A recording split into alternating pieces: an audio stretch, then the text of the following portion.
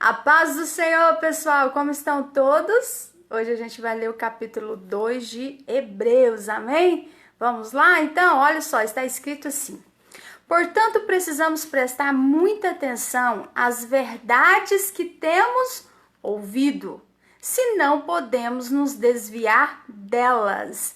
Então, a gente tem que prestar muita atenção na palavra de Deus, na leitura, porque a palavra de Deus é a verdade. Então, nossos ouvidos têm que estar atentos à palavra de Deus, né? Aos princípios bíblicos da palavra, porque assim, a gente se mantendo o foco na palavra, a gente não vai desviar dela, né? Olha só. Porque se é certo que as mensagens vindas dos anjos sempre têm se mostrado verdadeiras e o povo tem sido sempre castigado por lhes desobedecer. Ele está falando do Antigo Testamento, né? Olha aí, das leis dadas, né? Que nos leva a pensar que podemos escapar, né? Tá falando aqui, se formos indiferentes a essa grande salvação anunciada pelo Senhor Jesus, a paz do Senhor, gente. Olha só, né? Olha que lindo que ele fala aqui. Que nos leva a pensar que podemos escapar, né, se formos indiferentes a essa grande salvação anunciada pelo próprio Senhor Jesus, né, que nos foi transmitida por aqueles que o ouviram falar. Os apóstolos, né, foram testemunhas oculares de Jesus. Ele estava ali frente a frente, né? Então olha só que lindo. Deus sempre tem nos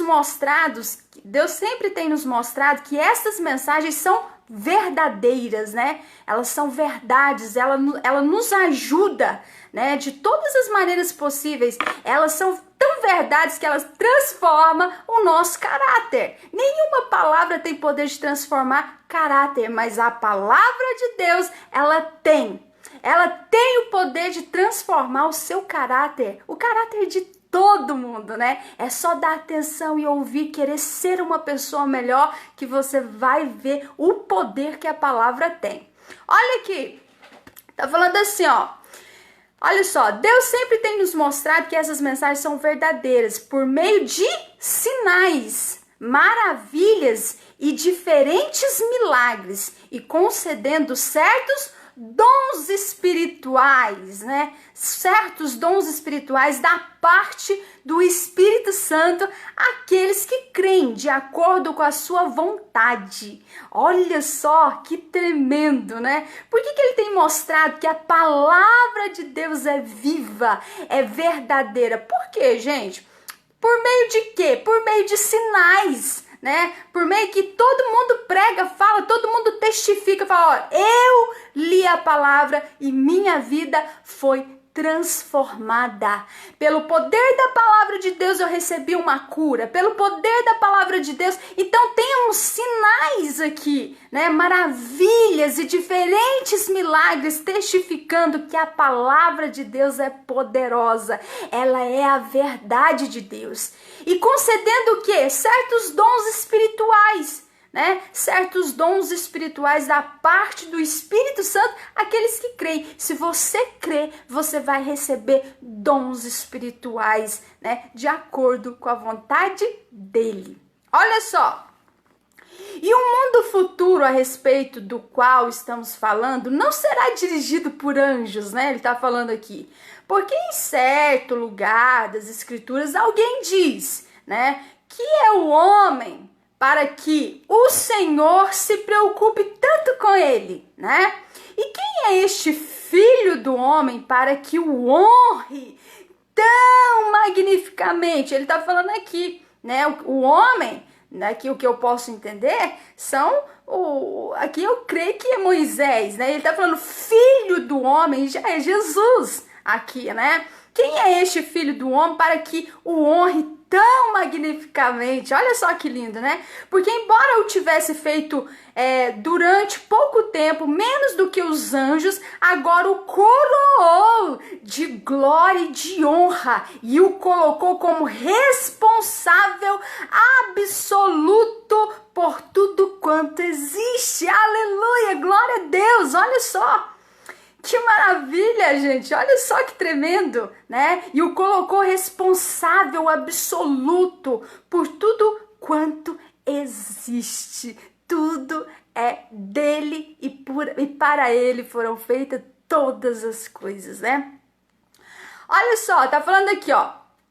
Não fica nada fora do seu domínio. Nada fica fora do domínio de Deus, né? Do Senhor Jesus. Olha só que lindo, né, gente? Aí ele fala aqui, ó. Ainda não vimos tudo isso acontecer, mas vemos sim Jesus, que por um momento foi feito menor do que os anjos, né? Coroado agora por Deus, né? Ele foi coroado agora por Deus, com glória e honra. Olha aí, porque ele sofreu a morte por nós. Ele sofreu a morte por nós. Ora, pela graça de Deus, Jesus provou a morte por todas as pessoas. Gente, olha isso! Glória a Deus! Olha que magnífico, né? Olha só que ele está falando aqui. Ora, pela graça de Deus, pela misericórdia de Deus, Deus enviou o seu Filho ao mundo, né? Olha só o que ele está falando aqui. Ora, pela graça de Deus, Jesus provou a morte por todas as pessoas. Não são um grupo de pessoas que são salvos, né? Tem gente que acha que é só um grupinho que vai ser salvo. Não, ele morreu por todos. A graça salvadora se manifestou a todos os homens, né? Olha só, ele tá falando aqui. E era justo e conveniente que Deus, né, de quem tudo provém e por meio de quem tudo existe. Ah, gente, vocês não entenderam, eu vou falar de novo. Olha o que ele falou, olha essa frase. Era justo e conveniente que Deus, de quem tudo provém, olha aí, e por meio de quem tudo existe, né, permitisse que Jesus sofresse, porque ao fazê-lo, ele estava levando filhos à glória, né, tá falando, porquanto por meio do sofrimento de Jesus, tornou-se perfeito como autor da salvação deles. Olha isso, gente, que maravilha. Olha, vocês estão entendendo? Então, Deus permitiu, né, que Jesus sofresse para o quê? Porque ao fazê-lo, né, ele estava levando filhos à glória por meio da salvação, por meio daquele sangue, né, precioso do Senhor Jesus. Aí os nossos pecados seriam o quê? Perdoados, né, por meio. Então, ele estava levando, e o que? Ele ia dar o direito da gente ser filho de Deus. Então, ele estava levando filhos à glória. Porquanto por meio do sofrimento de Jesus, por meio do sofrimento de Jesus, tornou-se perfeito como autor e salvador, né, da salvação deles. Gente, que magnífico. Ora, tanto aquele que santifica, quanto os que são santificados, ou seja, purificados dos pecados, né, do pecado, tem agora o mesmo Pai. O mesmo Pai. E é por isso que Jesus não se envergonha. O Senhor Jesus não se envergonha de nos chamar de seus irmãos. Olha, gente, que lindo, que privilégio. Porque ele diz: falarei aos meus irmãos do seu nome e cantarei seus louvores na reunião do povo. Olha só que lindo. Noutra ocasião, ele diz: porei minha confiança em Deus. Porei a minha confiança em Deus, né? Ele está falando. E ainda numa outra vez, vejam, aqui estou com os filhos que Deus me deu. Olha só que lindo, né? Visto que nós, os filhos, somos seres humanos, feito de carne e sangue. Ele se tornou carne e sangue também pelo nascimento, em forma humana, né? Todos aqueles que não acreditam que Jesus veio, né, em forma humana, não tá com a palavra não, tá, gente? Olha só, pois somente como ser humano ele poderia morrer. Tá vendo? Somente como ser humano ele poderia morrer. E morrendo, derrotar o poder do diabo. Olha aí, gente, isso é tremendo. Que tinha o poder da morte. Então, gente, olha só, entenda isso. Se você não pecar, se você se manter uma vida santa, justa, o poder do inimigo da morte não tem poder sobre a sua vida, né? Mas há uma condição para isso, né? Para você se manter o quê? Aquele que é filho de Deus, ele não vive pecando, ele não tem hábito de pecar, né? Então ele está falando aqui, pois somente como ser humano, Jesus poderia morrer.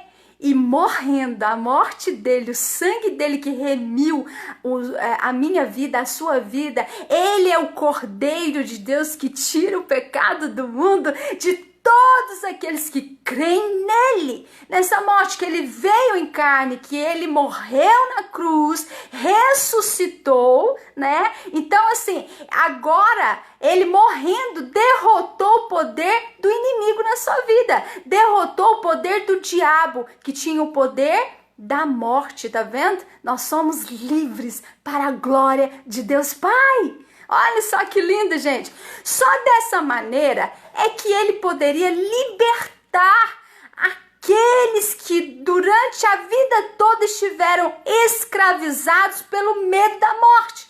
Quantas pessoas estão escravizadas pelo poder da morte? Gente, não é uma e nem duas, são várias pessoas, muitas pessoas têm medo, mas não precisamos ter medo, porque Jesus veio morrendo naquela cruz para derrotar o poder do diabo que tinha poder da morte. Jesus tem autoridade sobre a morte. Se o sangue de Jesus está na sua vida, não precisa ter medo. Aleluia, porque ele fala lá em Apocalipse 1:18, né, que ele tem nas mãos as chaves, né, da morte e do inferno. Tudo está nas mãos dele, ele tem autoridade do universo, tudo está nas mãos do Senhor, né? Então não precisa, Jesus já veio para te libertar do medo, Jesus já veio para te libertar do medo da morte. Então não precisa ter medo, olha só, todos nós sabemos que ele não veio socorrer anjos, mas sim os descendentes de Abraão. Olha aí, e era necessário que Jesus fosse como nós, seres humanos, né?